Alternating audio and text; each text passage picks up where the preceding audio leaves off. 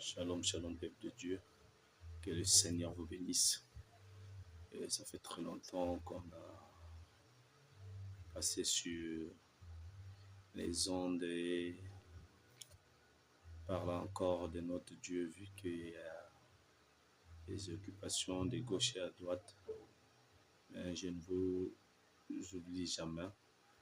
Que Dieu vous comble, qu'il vous bénisse et je vous salue tous dans le précieux nom du Seigneur Jésus-Christ. Je voulais parler aujourd'hui sur Simon de Cyrène, ce monsieur qui avait aidé le Seigneur Jésus-Christ à porter la croix.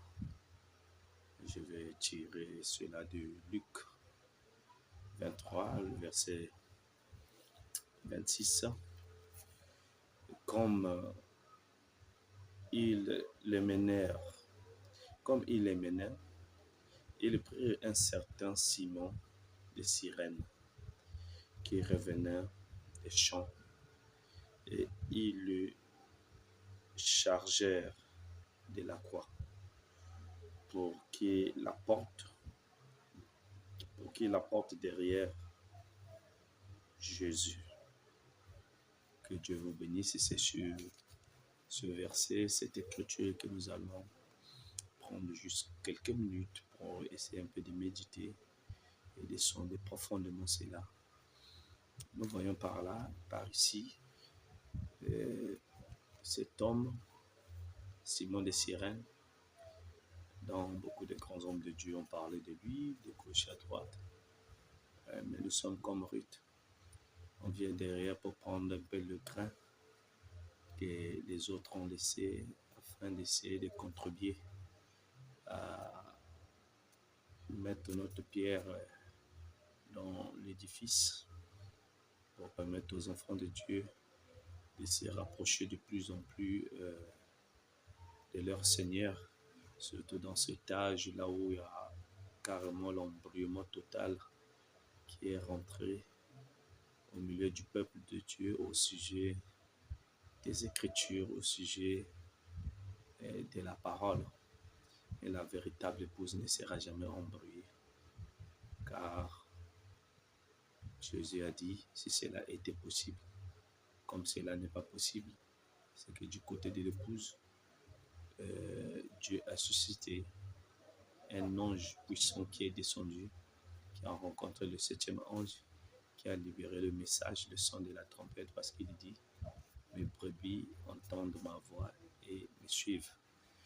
Et les brebis du Seigneur ne rentrera pas dans cette distraction qui se passe sur les réseaux sociaux,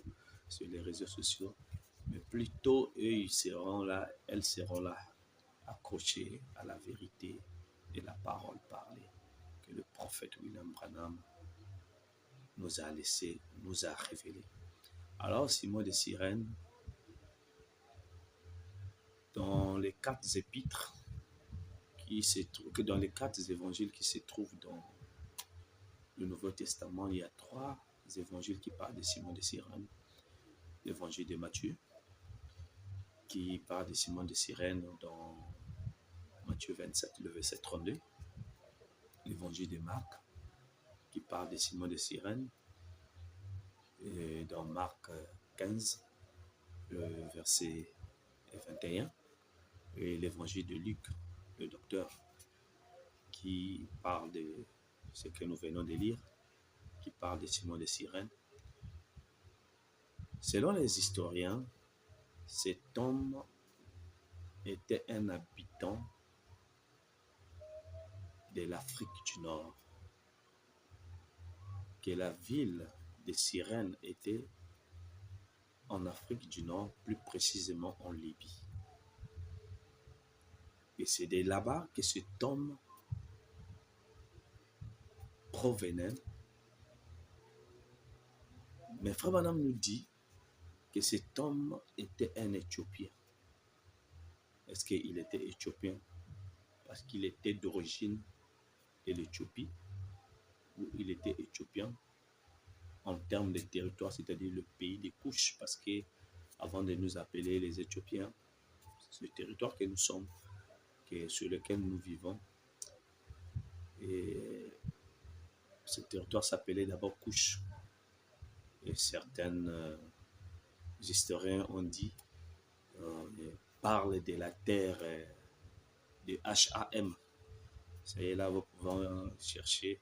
L'Afrique est appelée la terre de Ham. Et Simon de Cyrène, pour ne rester que sur Simon de Cyrène, pour ne pas aller de gauche à droite, Simon de Cyrène était cet habitant d'Afrique. Mais il a quitté l'Afrique, il est allé à Jérusalem. Il était un étranger. Mais qu'est-ce qu'il était parti faire à Jérusalem?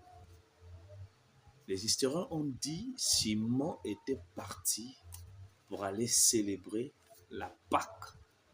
Parce qu'on était en période de Pâques. Donc, tout juif, donc Simon était un juif.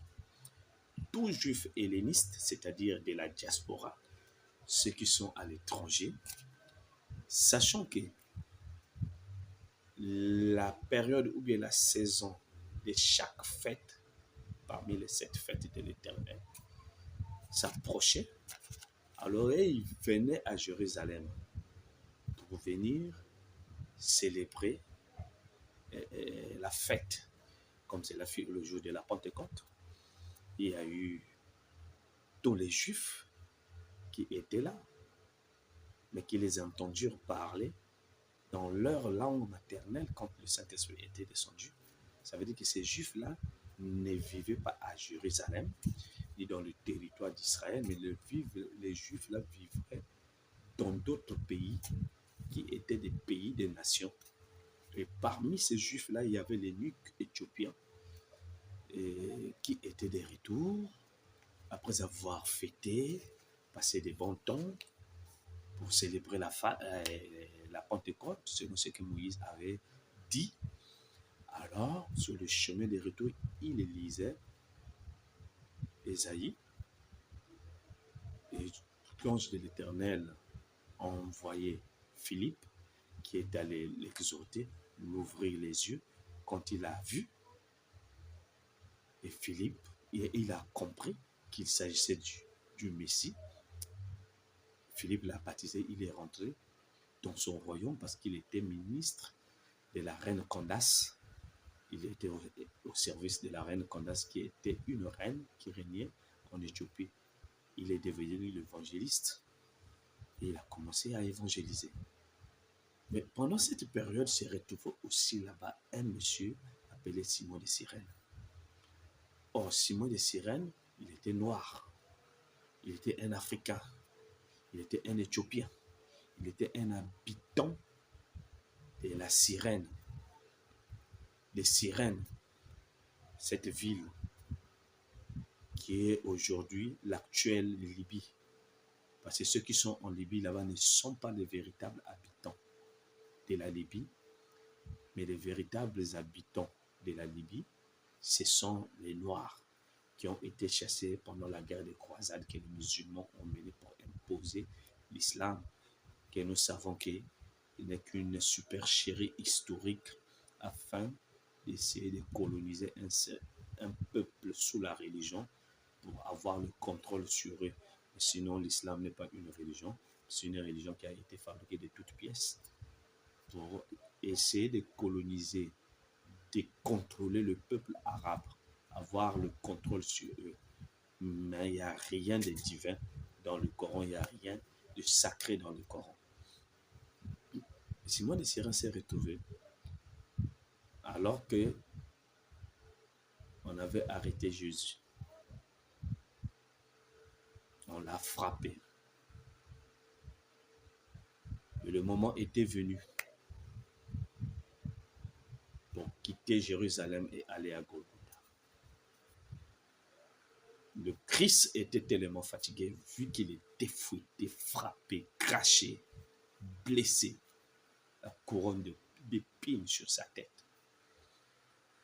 Il était affaibli, le sang coulait.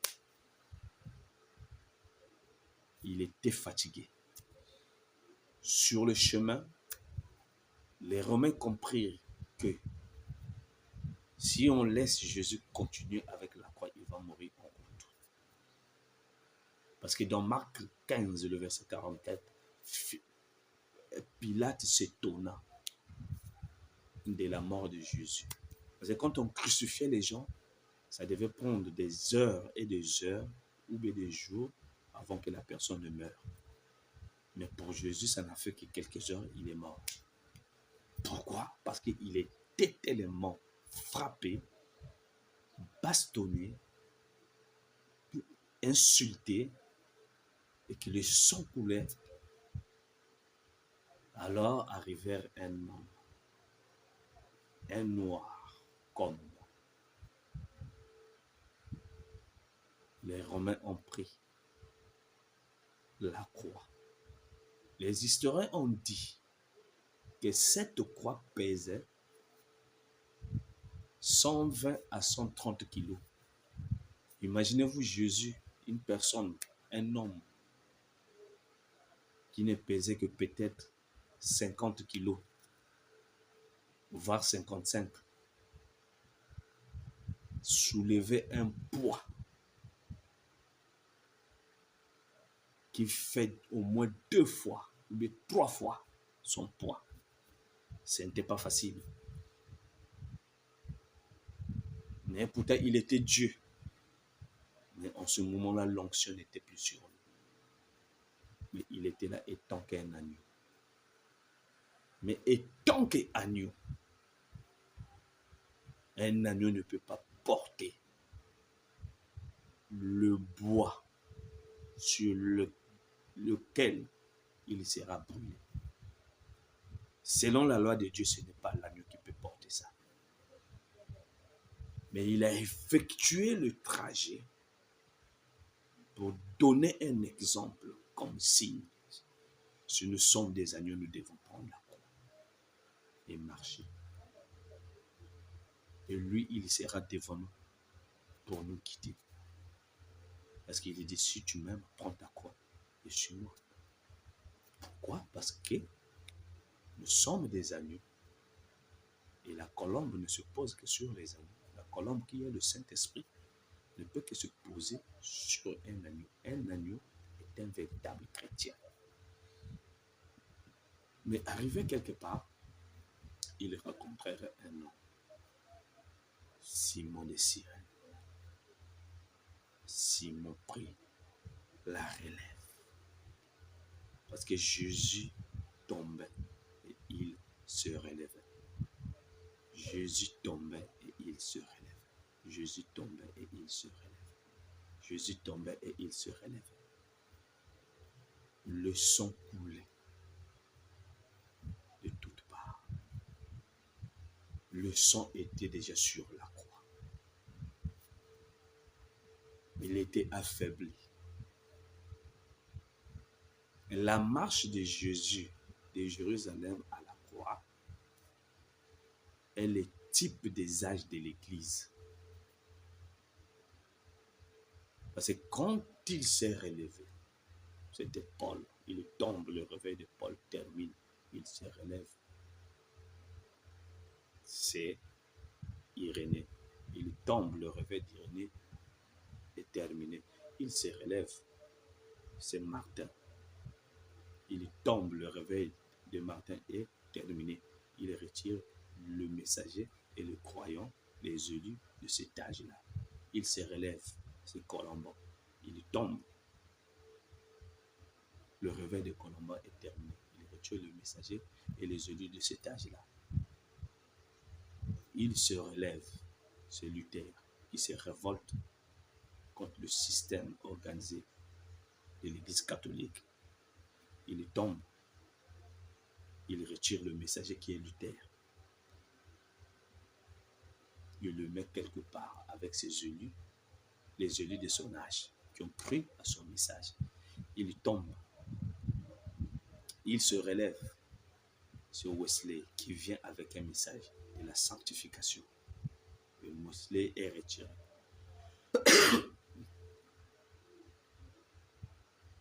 Il se relève, c'est la Pentecôte, avec William Branham. La restauration des dons. Quand il retire le messager,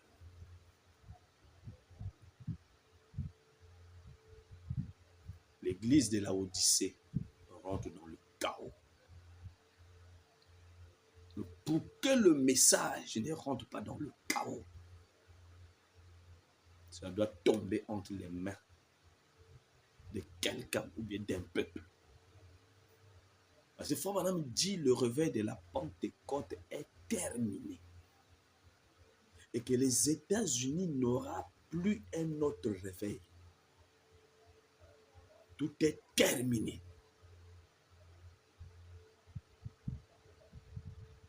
La Pentecôte est terminée. C'est fini. Le soleil est à l'ouest. Parce que lorsque Simon de Cyrène a pris la croix de Jésus, il n'est plus jamais tombé. Mais pourtant, quand Jésus-Christ a porté cette croix, il tombait et il se relevait. Montre ainsi la faiblesse de l'Église pendant les âges.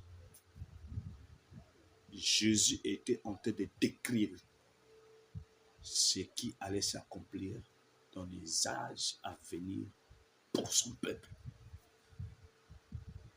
Mais quand on arrive à la fin, il y a quelque chose, une autre chose qui doit s'accomplir au milieu du peuple. Cette fois-ci,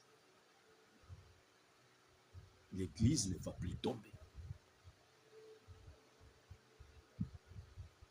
Ou Christ ne va plus tomber avec la croix. Parce que si Jésus-Christ, le Seigneur, mourait en cours de route entre Golgotha, entre Jérusalem et Golgotha, l'histoire de la rédemption allait être autre chose. Mais comme Dieu savait dans son plan, il fallait qu'il y ait un homme qui puisse être là. Pour prendre la croix, comme Isaac avait pris les bois et l'a mis sur son épaule et a amené sur la montagne. Mais quand Isaac amenait le bois avec le père Abraham, en ce moment-là, l'onction qui était sur Isaac, c'était l'onction d'un lévite. Parce que c'était des lévites qui devaient amener le bois pour brûler l'agneau qui a été immolé. Ce bois-là qui était dans la forêt, qui a perdu la vie, mais de lui, ou bien de ces bois-là, devait venir devait sortir la vie, le sacrifice.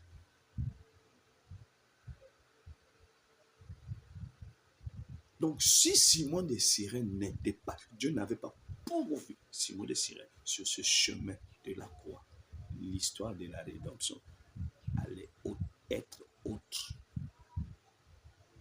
Jésus était tellement affaibli. Et quand Simon de Cyrène a pris la croix et a mis sur son épaule la partie solide, là où les Lévites devaient amener l'arche de l'alliance, là où la colonne de feu est sortie sur l'épaule de Branham, là où doit s'asseoir, se reposer l'autorité, là où une femme met le voile lors du mariage, sur l'épaule de son mari, là où Branham a placé Joseph. Regardez les photos. Cela est un type. Simon de Cyrène a pris et a mené à arriver là-bas. Ce n'était pas lui. Qu'est-ce qui lui a donné la force ce qui lui a donné la force. Parce que le Messie, le Seigneur était devant lui. Et lui, il était derrière. Ce qui lui a donné la force, le sang de Jésus coulait déjà sur la croix. Et il acceptait cette croix-là. Et quand il accepte la croix, il était sous l'expiation. Il n'avait plus de péché. Simon avait compris. Je suis venu célébrer la Pâque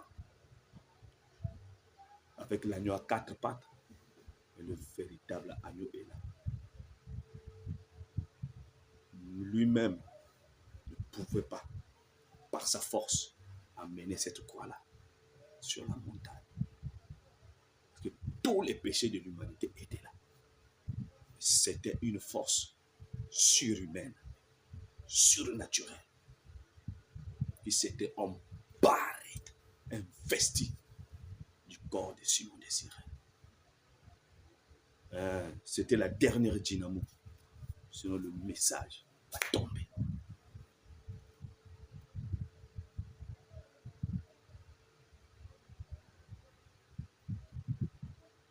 La dernière force, la dynamique qui s'est investie de Simon de Cyrène. Il a amené. Le maître était devant lui. Dans cet embrouillement-là, la foule parlait de gauche à droite. C'est ce qui se passe aujourd'hui sur les réseaux sociaux. De gauche à droite, on insulte le message, on insulte le messager, on insulte les croyants. On insultait Simon. Mais la nature du maître était en lui. Pourquoi? Parce que Simon de Cyrène avait gardé ses yeux sur le maître. Et quand il marchait, comme Jésus était devant lui, souvenez-vous qu'il avait 2 enfants, Rufus et Alexandre. Et par le salut même, la famille de Simon de Cyrène, Rufus, Alexandre, et la femme et la maman, dans Romains 16, le verset 13. Vous pouvez lire là où on parle des enfants de Simon de Cyrène dans Marc 15, le verset 21.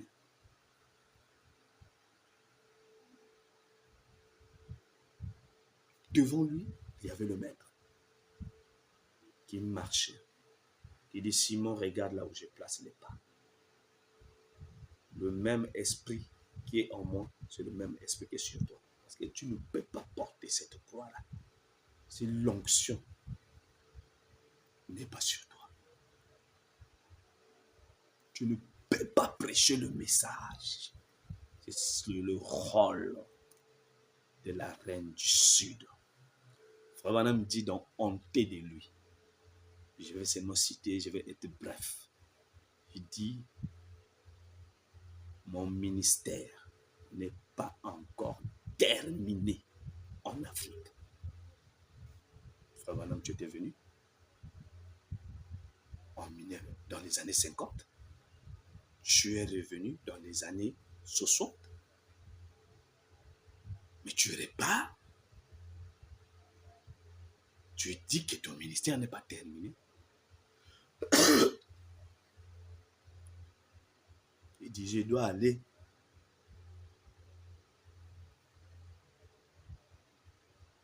chez mes amis, les Africains.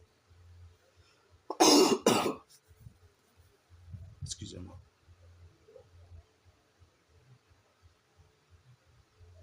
J'ai été appelé. C'est pour ça que Dieu m'a appelé d'aller au milieu de mes amis, les Africains. Mais il est parti. Mais il est mort. Le frère Branham doit revenir pour accomplir ce qu'il avait dit.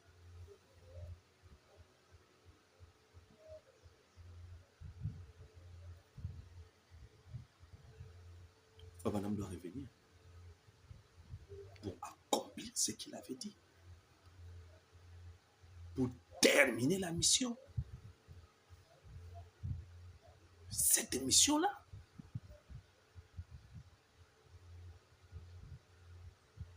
Parce qu'il est dit doit être conduit par le Saint-Esprit.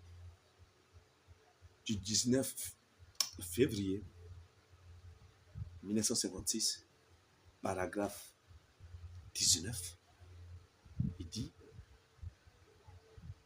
tant que je serai sur la terre, personne n'aura le ministère. Dieu m'a dit ça dès le début. L'ange m'a dit, j'étais interdit d'expliquer. Mais tu as fait le contraire de ce que moi je t'ai dit. Voilà qu'aujourd'hui, il y a des imitateurs.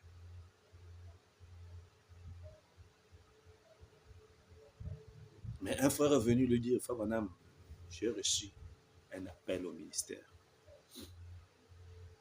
Je crois que Dieu m'a appelé. Mais je pense que ton ministère est plus grand que le mien. Frère Branham dit, pas de problème. Mais Dieu m'a dit, cela ne peut pas arriver aussi longtemps que je serai sur la terre. Mais il s'agissait là de quel ministère? Alors que Neville avait le ministère, Caps avait le ministère, Collins, Spirit, Wynne, Levi, les Pentecôtistes, tout ce monde avait des ministères. Et des masses. Mais frère madame dit, ça ne viendra pas aussi longtemps que je serai sur la terre. Ça ne viendra pas. Aussi longtemps que je suis sur la terre, ça ne viendra pas. Il faut que je m'en aille et que ce ministère-là viendra.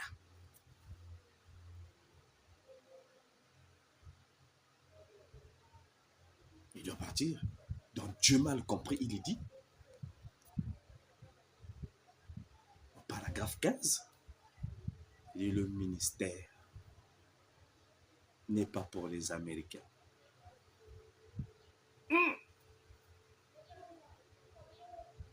Les Américains vivent dans une époque passée. Mon ministère sera utilisé en Afrique. Si Dieu vivant de Frère Branham, on n'a pas vu. Frère Branham n'est plus revenu pour utiliser son ministère en Afrique. Ça veut dire quoi?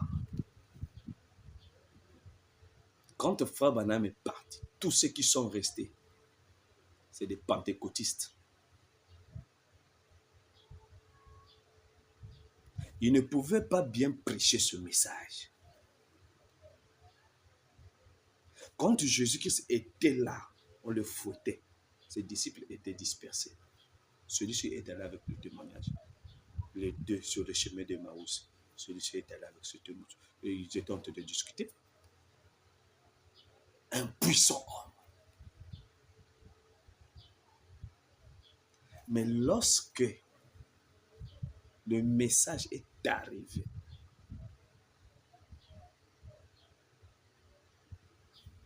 le message a atteint l'Afrique.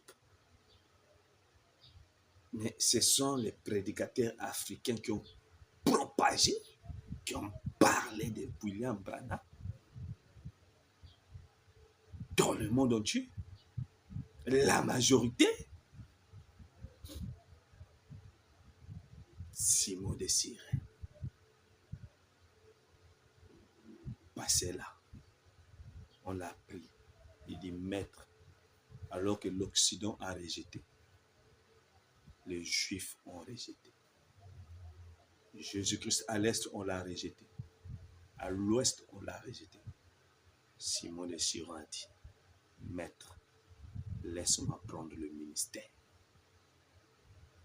Laisse-moi terminer la mission. Laisse-moi la mener la chose au loin. C'est Joseph habillé en égyptien. Avec l'anneau de Pharaon. Il ne porte plus les habits juifs. Il ne porte plus les habits de Potiphar. L'âge juif est passé. L'âge de Potiphar est passé. Cette fois-ci, Joseph est dans les tentes de Kédar. Ce que la reine du Midi avait dit. Prenez pas garde à mon teint. Je suis belle et je suis noire, comme les tentes de Kédar. Il associe cela avec les pavillons de Salomon. Quel mystère d'amour. Ton amour vaut mieux que le vin. Nous nous égayerons de ton amour. Ce que nous sommes en train de dire en ce temps de la femme, c'est l'amour de Dieu qui est descendu. Christ, la pierre fêtière. Et ce qui produit le dynamique, c'est la dynamo. Sans la dynamo, on n'aura pas. On a déjà la mécanique, il faut le dynamique. Mais pour produire le dynamique, il faut qu'il y ait le dynamo. Et la dernière chose qui va embraser toute l'épouse, c'est le dynamo d'Afrique. Je ne parle pas de la peau. Je sais que dans chaque réveil, il y a des leaders.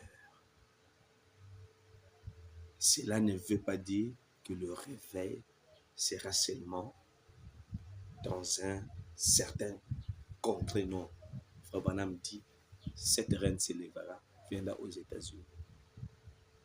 Mais quand elle va venir partir aux États-Unis, à partir aux États-Unis, elle va faire quoi? Elle va aller prêcher, Jésus n'est pas noir. Et Jésus est noir.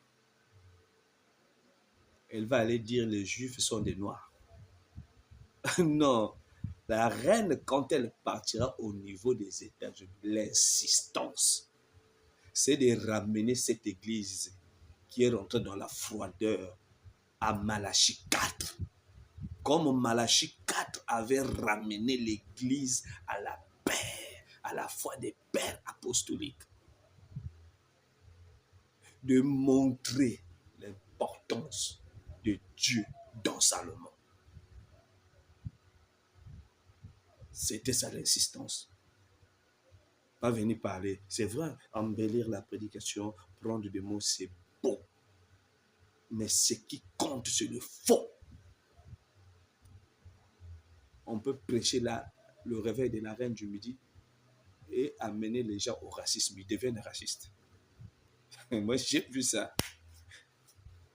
Ce que je dis, c'est une réalité. Et qu'il y a des frères du message aujourd'hui qui sont devenus des racistes.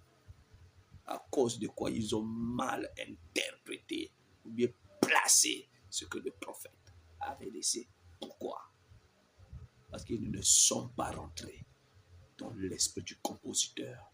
Pour que je puisse chanter comme Beethoven, je dois rentrer dans l'esprit de Beethoven. C'est l'esprit de Beethoven en moi qui va m'enseigner à chanter comme Beethoven. Pour que je puisse jouer comme Mozart, je dois rentrer dans l'esprit de Mozart. C'est l'esprit de Mozart en moi qui va m'enseigner à jouer comme Mozart. Pour que je puisse bien placer des écritures comme Branham, je dois rentrer dans l'esprit de Branham. Or, l'esprit de Branham, c'est le Saint-Esprit. Et l'esprit et l'épouse diront la même chose. Et le prophète et les Éphésiens 4 diront la même chose.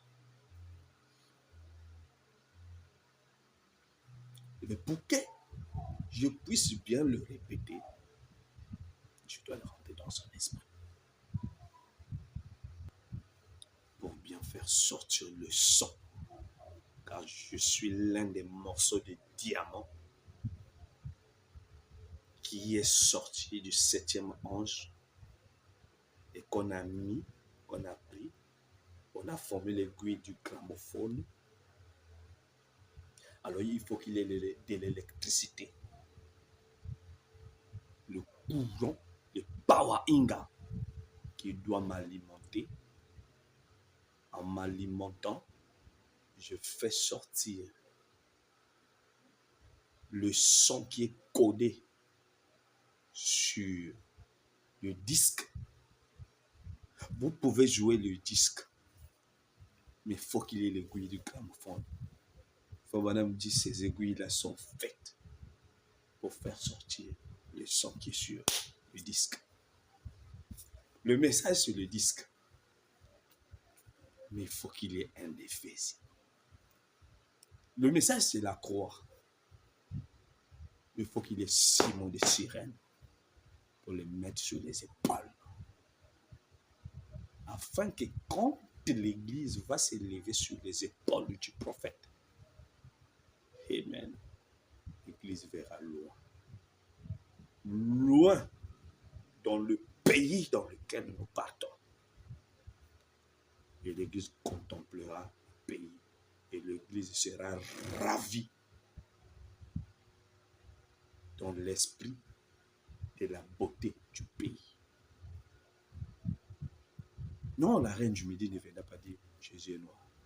La reine du Midi ne viendra pas dire qu'Israël c'est l'Afrique. Non. En Israël, il n'y a pas l'eau. Il n'y a pas ceci. Israël est entouré par la Méditerranée, le Jourdain, le lac Tibéria. Mais ça est là. Israël, il y a au moins 5 grands fleuves qui quittent le nord, qui descendent jusqu'au sud. Il y a la mer Rouge. Vous devez savoir ce que vous dites. Lisez même la géographie, s'il vous plaît. Sur Israël, vous comprendrez que beaucoup de ceux qui se disent docteurs ou bien prédicateurs qui prêchent le réveil de la reine du Midi ont conduit des gens dans l'erreur. J'ai le plus souvent dit, Salomon avait 2 femmes. Il a eu 2 femmes en Afrique.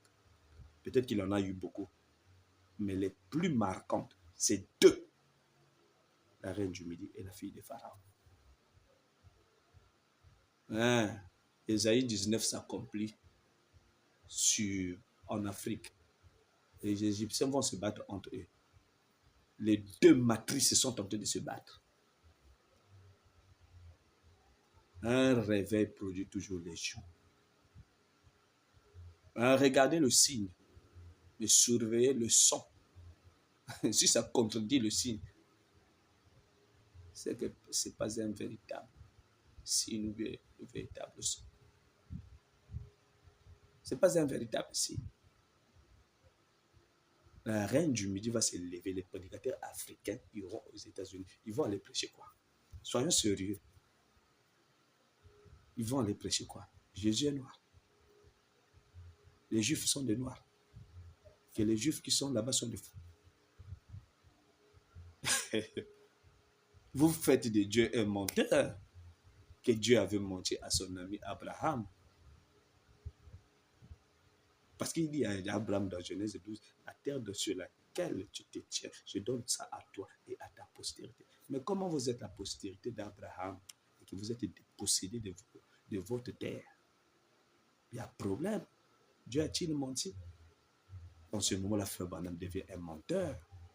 Parce qu'il nous a dit, allez-y regarder le film Minuit -3. Regardons comment est-ce que les Juifs là sont en train de rentrer. Mais dans ce film-là, vous voyez, les gens qui repartaient là-bas avec quelle couleur? Frère Branham dit dans les 70 semaines de Daniel, je crois bien la 70e semaine, au paragraphe 117, non, à la page 117, il dit ce sont les vrais Juifs qui sont rentrés en Palestine.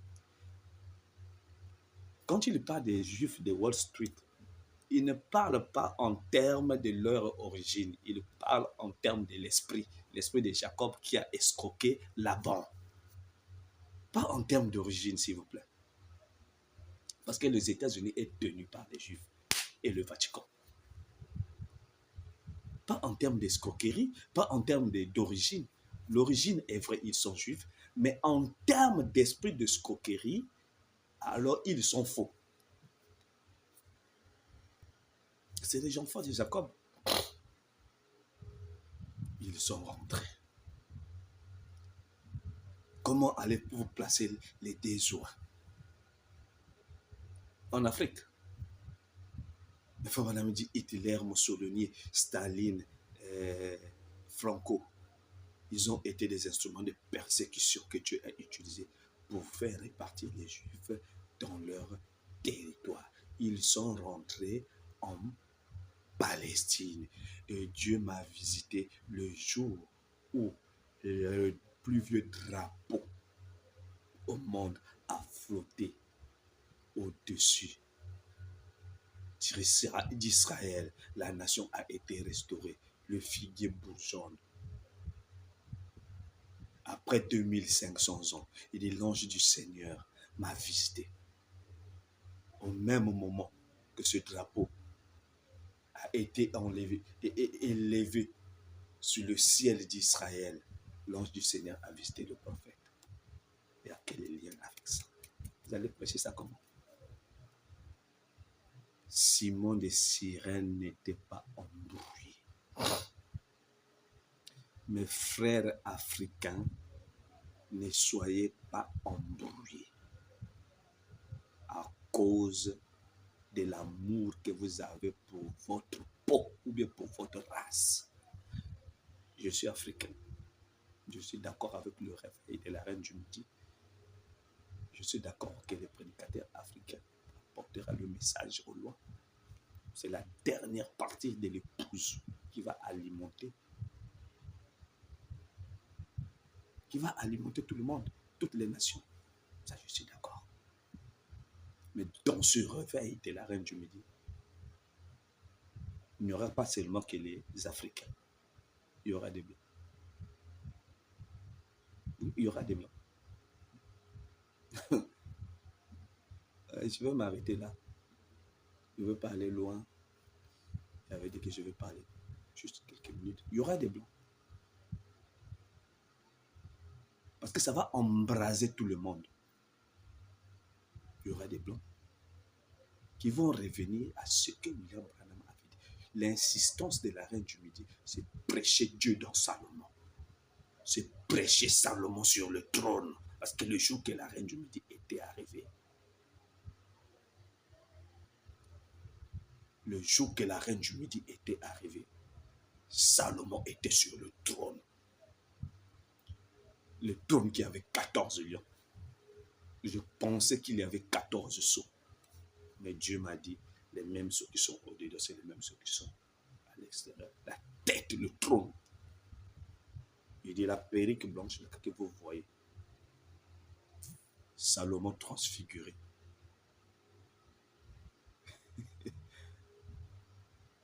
Salomon transfiguré. Il est assis sur son trône. Il y aura des blancs, mes frères. Il y aura des blancs, mes sœurs. Parce que c'est la dernière. L'épouse a un réveil. Est-ce que le réveil de l'épouse est différent du réveil de la reine du Midi? Il y aura des blancs dans le réveil de la reine du Midi. Ne soyez pas racistes. Prêchons ce que Branham a prêché. Des disciples fidèlement enseignés par l'esprit de Branham, et qui nous a laissé le message. Le ministère est ici en Afrique. Ce ministère va utiliser des hommes noirs pour ramener l'Église de l'Occident à la véritable parole, à la véritable expiation. Arrêtez de raconter un peu ces histoires pour essayer de venir épater. Non, ce que nous voulons, c'est transmettre la vision. En transmettant la vision, on transmet la vie. Que le Seigneur vous bénisse.